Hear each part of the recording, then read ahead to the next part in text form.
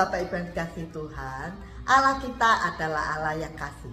Sehingga kita percaya bahwa tidak ada perbedaan kasih yang Tuhan berikan bagi kita menurut keimanan kita. Namun di dalam renungan pasal 11 dikatakan bahwa ada perbedaan yang Tuhan buat untuk bangsa Mesir dengan umat Israel.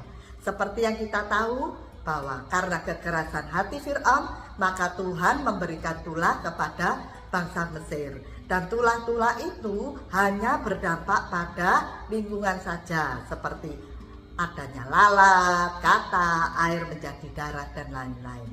Sedangkan di Keluaran 11 ini kita melihat tulah yang sangat mengerikan, yaitu berdampak pada kematian anak sulung.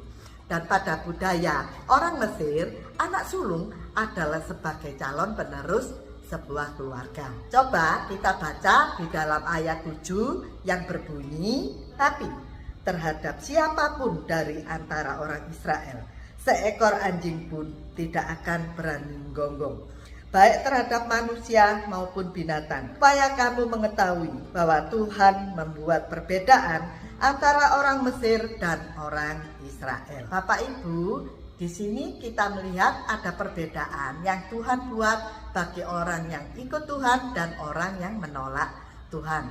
Dan kita juga saat ini banyak menjumpai orang yang sungguh-sungguh dengan orang yang ikut-ikutan saja sebagai orang Kristen. Dan juga ada perbedaan orang yang takut akan Tuhan dan orang yang jatuh bangun di dalam dosa.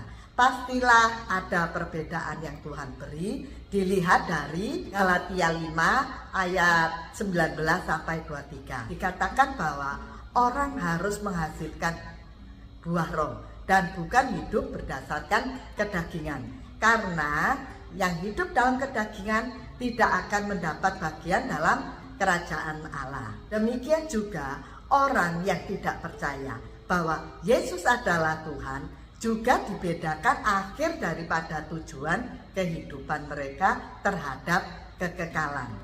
Bapak Ibu, melalui perbedaan yang Tuhan buat ini menjadi motivasi kita untuk sungguh-sungguh ikut Tuhan, agar kita tidak kehilangan hal-hal baik selama ada di dunia ini, juga menuju kepada tujuan akhir hidup kekal kita. Kunci dari perbedaan kasih Tuhan terhadap kita ialah kita harus sungguh-sungguh datang kepada Tuhan. Karena kita tidak usah minta diberi perlindungan, minta diberkati, atau minta ini itu, maka secara otomatis ada sukacita yang melimpah yang Tuhan tambahkan dalam hidup Anda.